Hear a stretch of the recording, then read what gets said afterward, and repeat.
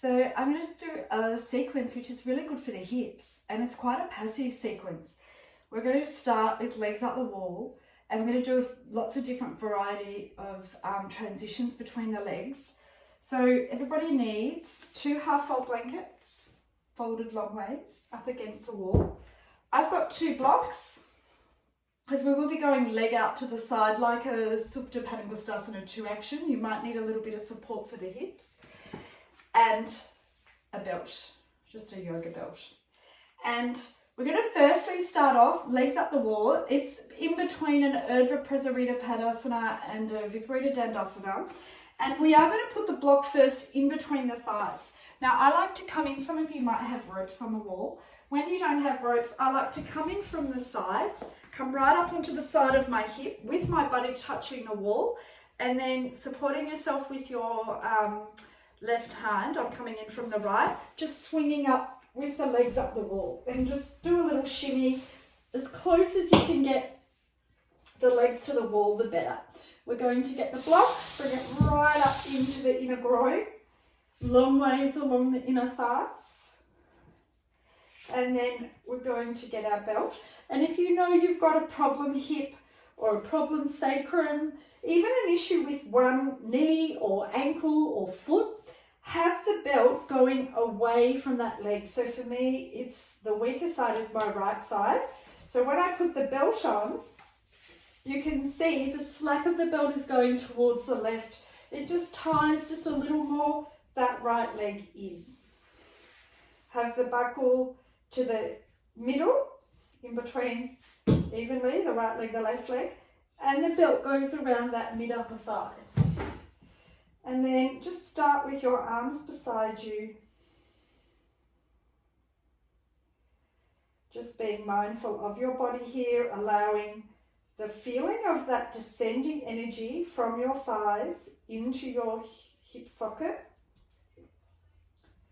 Relax the buttock into the blankets, relax that lower back, the back ribs, the shoulders, surrender down. Relax out along the arms. Relax your face. And before we really get into the action here, just surrender for a moment and be mindful of your breath. Gently allowing your inhalation and your exhalation here.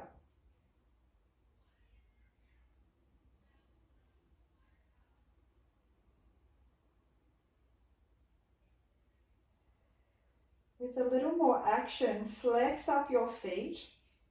Where you mindfully lift up through the big toe mound, the inner heel, and the outer edges of your feet, spread them out.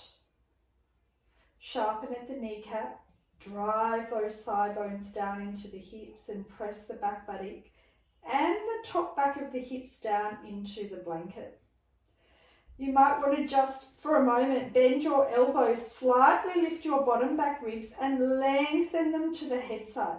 So you free out that lower back, and then bring your arms over your head, interlock your fingers, press your palms away.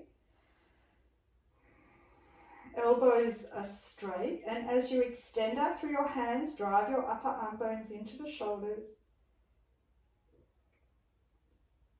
Press the back of the legs to the wall, hold the block with the outer thighs, then lengthen from your side ribs up to your hands. And then gently change the interlock of your fingers, open your palms away, trying to keep the webbing nice and close. Elbows are straight, lengthen from the side ribs, reach out through your palms and draw your upper arm bones into the shoulders. Keep descending the back buttock into the blankets. As you flex up your feet, press the backs of the legs against the wall. Normal breath there. And then just gently release your arms out to the side. Now with a little more action. So your outer thighs press in to hold the block. Turn the block back with your inner thighs, and from your inner thigh, draw the block down in towards the inner groin. So it's very active in this upper leg region.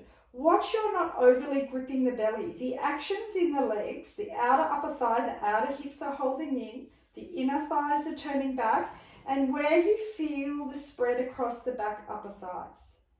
As you press the back buttock, be mindful to also descend the top back of your hips and let your abdomen soften down towards the back waist. If you have a problematic hip or sacrum, like I was saying earlier, this is a nice neutral position that can just help levelize the pelvis, to iron out any inconsistencies, right side, left side, and also to level out through the back spine. Because when we have one problem side, it can throw out the spine as well. So it can even up along through that back region. Allowing your breath, keep pressing the back of the legs to the wall, flexing up the feet. So especially watching that inner foot, big toe mount, inner heel ascending, back of the legs pressing, thigh bones draw to the hips. Keep holding the block with the outer upper thighs. The top of the shoulders are descending and feel a more subtle lift from the side ribs to the armpit here. Gently press the outer corners of the shoulders down into the mat.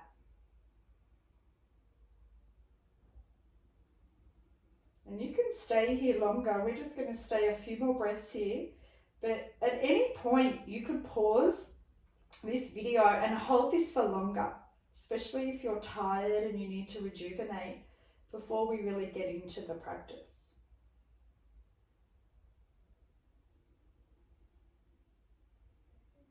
We're going to transition on now. So now we're going to undo the belt, move the block out to the side, take the belt off the legs.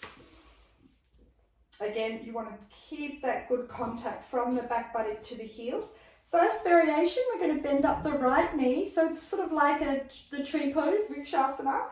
Press the right foot to the inner left thigh. Hold the outer left thigh towards the foot. So it's like this clamping action. Keep extending up through your left foot. And then from your right thigh bone, keep connecting back into the hip as you open from your inner right knee back to the wall. Go on descending the top back of your hips into the mat. And then just raise your arms over your head, Urdhva Hastasana. Actively reaching from the side ribs to the fingertips. Keep holding that inner right knee back. Watch where the knee wants to come forward. Keep turning it from the inner knee back to the wall, drawing that right thigh bone into the hip. Abdomen softening down, lengthen the sternum up, and from the top of your shoulders descend. And then bring the arms down, get your belt, loop it around the balls of the right foot, and we're going to transition into Padangusthasana 2. So keeping that good contact, pressing the back of the left leg, bring the belt round the foot and reach your right leg out to the side for Padangusthasana 2. As you press your right foot into the belt, keep connecting the thigh bone into the hip. You don't want this leg variation to tip everything to the right. There's this feeling of grounding in the left side. Reach your left arm out, align the left hand with the left shoulder.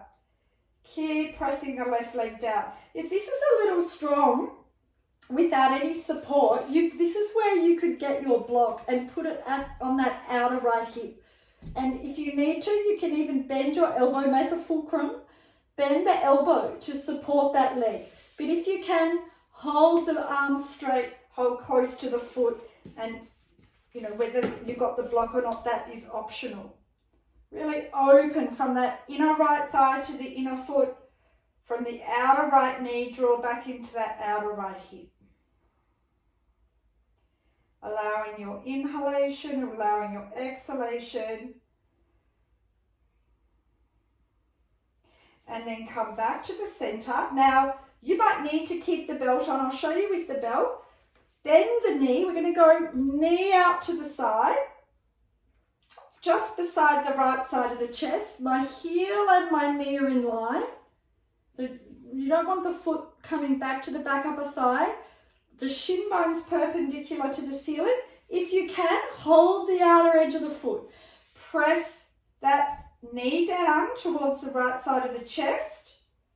Lifting up again, right big toe, right inner heel. Spread the outer edges of the feet and keep drawing that thigh bone into the hip.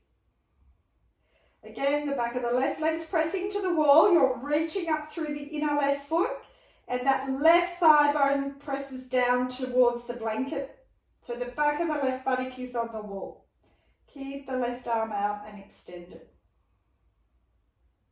That's normal inhalation, normal exhalation.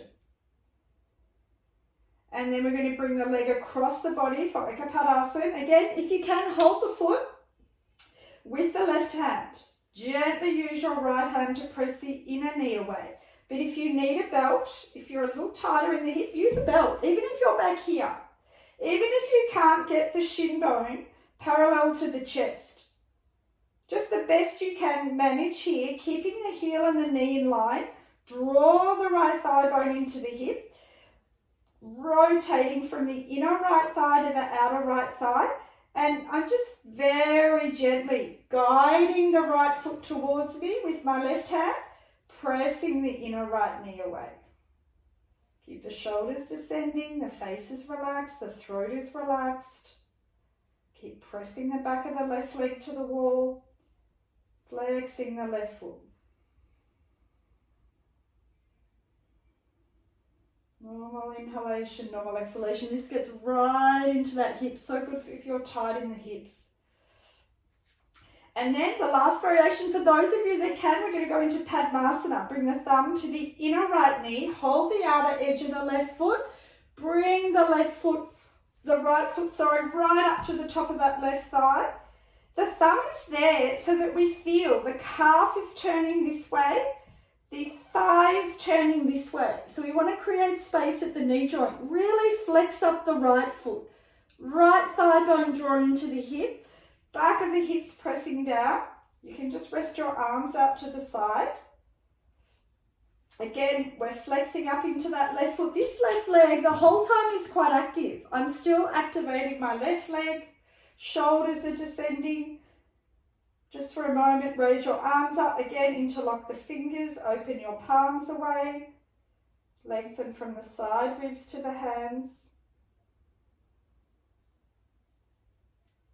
And then gently change the interlock of the fingers. Open your palms. Reach out through your hands. Keep descending the top back of the hips. Watching this knee. Trying to open that inner knee back to the wall. Not unlike that first Vrikshasana variation. And then straightening up your right leg, coming back, Prasarita Padasana, bring the arms down. Through these variations, you might find you come a little bit off the wall. So I always like to get onto my elbows, just slide in again, and actively press the back of the legs into the wall, actively draw the thigh bones into the hips, press the top back of the hips, flex up your feet. Where you spread the outer feet, lift the big toe mound inner heel. And now we're going to do that same sequence on the left. Bend your left leg, Vrikshasana. And we're pressing the left foot to the inner right thigh. I'm holding the outer right thigh into the foot. So this is the tree pose, sort of upside down and chilled out. You could even have an eye pillow over your eyes through this sequence if you want to really kind of, make it more restorative. And then from the inner left knee, rotate back to the wall. From the outer left knee, draw the thigh bone into the hip.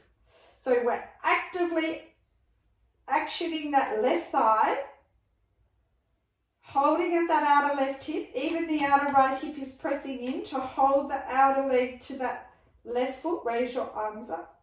Just have the palms facing the ceiling. Keep pressing the back of the right leg to the wall. From the side ribs, reach up to the fingertips. Normal inhalation, normal exhalation. And then bring your arms down once again. Padangusthasana 2. So just remember, if you need that block at that outer left hip, you can bring the block in there. belt around the balls of the feet. And if you're a little tighter in the back of the leg, you might be holding down here. If you can, hold a bit closer. Reach your right arm in line with the shoulder and your left leg goes out to the side. Press the balls of the foot into the belt. Draw the left thigh bone into the hip. Again, you want to watch that all your energy is not tipping to the left. Keep that right leg active. Right foot is flexed. Drawing the thigh bone to the hip, pressing the back of that right buttock down and pressing the palm. I have my right palm facing down. The back of the right shoulder, the right palm is pressing into the mat. And even here from the navel spread to the right side of the waist. Allowing your breath, normal inhalation. And as much as I'm pressing the foot into the belt, I'm pulling back on the belt with the hand, connecting the left upper arm bone into the shoulder. And then can you bring your leg back up, ready for the next variation? If you can, hold the outer edge of the foot with your left hand. Press the left knee down beside the chest. From the big toe mound, the inner left heel lift up. Keep the knee close to the chest and my left shin bones perpendicular to the ceiling. From the heel to the knee, I'm in line. Draw the thigh bone into the hip. Keep pressing the back of the right leg into the wall. Keep that right foot flexed and keep descending the back of the buttock. Left buttock, right buttock descending. Top of the hips descending. Shoulders descending. Normal inhalation, normal exhalation. And then we're going to bring the foot across, holding the outer edge of the left foot with the right hand and gently pressing the right knee away. Again, if you need, you can get your belt. If you need to hold the belt. Otherwise, and as you hold the foot, try not to bring the outer edge of the foot towards you. Don't close this space. From the little toe outer heel, spread away from you. The big toe, the inner heel, big toe mat inner heel, press it over towards the right. Gently press the left inner knee away as you guide your left foot closer. And even though we're a little more active with the hands, try not to grip the whole arm and shoulder. Soften the shoulders. Relax a little at the elbow joint. From that inner left thigh, turn out. Press the back of the right leg into the mat. Keep descending the back buttock and the top back of your hips down for Ekapadasana. Thigh bone, draw it strongly into the left hip socket. And then for those of you that can go Padmasana, so some of you might want to stay there, I didn't mention that before, you could just bring the left foot to the knee if Padmasana is not accessible and keep that foot flexed and the knee away. For those of you that can go Padmasana, bring the thumb to the inner knee, bring the foot right up to that top inner right thigh. This foot is plantar flexed. And then you want to feel that right shin to draw to the knee, the left shin to the knee, the left thigh to the hip. And from your left knee, you're just gently encouraging that knee to go back. And when we work in these stronger hip variations, particularly in your Padmasana, try not to force. If you're a little tighter in the hips, your knee might come more towards you. So just play with the flexibility you've got. Let's just reach the arms above the head. Once again, interlock the fingers, open the palms away. As you press the back of the right leg to the mat, right to the wall, as you open the inner left knee back, lengthen from the side ribs to the hands, press your palms away. Your upper arm bones draw into the shoulder socket, allowing your inhalation, allowing your exhalation.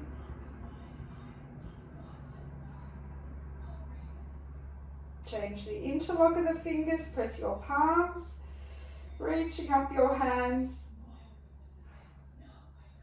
And then can you straighten up your left leg? And once again, bring the arms down. Let's revisit the block to the inner thighs and let's get our belt again. Just to come back I sort of talk about coming back when you do a lot of hip opening, and I do tend to teach a lot of hip opening because a lot of my students are women, and it's so important to keep the hips nice and healthy and open where they get quite tight and weak. Come back to a more neutral position. So again, belt to the mid-thigh. If you've come off the wall, you might want to bend your elbows, bend your knees, shimmy back in, come right up against the wall. And just for a moment, keep it quite active. Press the back of the legs, flex up your feet, inner edges of your feet, the big toe and the heel ascend. Spread the outer edges of your feet and drive your thigh bones into your hips as you keep pressing the back buttock, the top back of your hips down. Again, watching that's not making you grip your belly. Your navel should spread to the waist and gently descend down to the back waist. One last time, reach your arms over your head, just palms facing the ceiling. Reach from the side ribs to the fingertips. Just that simple act of bringing the arms over the head also opens and lengthens that lower back. And then can you bring your arms out to the side? And again, you might choose to stay here longer. Feel free to stay here longer. But we're going to transition into the final variation, which is Baddha Konasana. So moving the blocks to the side, just move the belt to the side, bring your feet together, bring your feet down as close towards you as you can. Again, the back of the buttock is against the wall, and use your hands, slide the hands along the inner thighs, and just where you have the capacity, gently press those inner knees back to the wall. Press your big toe mound inner heel together, right foot, left foot. Press the little toe mound outer heel together. Equally from the right foot to the left, from the left foot to the right. Thigh bones draw into the hip sockets. And again, we're trying to rotate from this inner thigh flesh to the outer thigh flesh. And we're holding the flesh of the hips in, but spreading the inner buttock away from each other. So just watch you're not clenching your buttock. Just allowing your inhalation and your exhalation. And then can you bring your knees back together? Just hug your knees into your chest, bring your feet off the wall. If you can't interlock your fingers around your legs, have one hand to each shin. Inner feet together, inner legs together. Again, unconsciously always driving the thigh bones into the hips. Lengthen the tailbone, flex up your feet for Pavanmuktasana. We're going to take this into a twist. Bring your arms out to the side, press your palms, knees together, feet together. Bring your legs over to the right side, look over to your left hand. Really hold from the outer thighs in. You know, anyone who's conscious of their hips and their back, you could put a block just in between the knees. If you need a little more symmetry in your legs, you could also put a block on the outer hip, just right up rigid into that outer hip on the blankets if you need that support. So you've got those options there. And then come back to the center, bring your legs over to the left. Holding the inner legs together, inner knees together, thigh bones into the hip socket. Reaching out through the right hand. I'm pressing the back of the hand and the shoulder down. Shoulders descending away from the ears. Such a great stretch for the back. And then can you come back to the center, interlock your hands, interlock your fingers the opposite way. Around your shins, hold your legs close.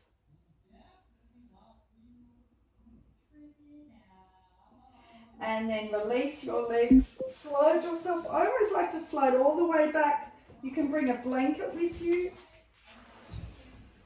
And relax. For Shavasana, bring the blanket behind the head. It's nice to keep your feet in contact with the wall here. Let your legs, your feet release out. And completely let yourself go. And relax into Shavasana. And feel free to stay here as long as you need.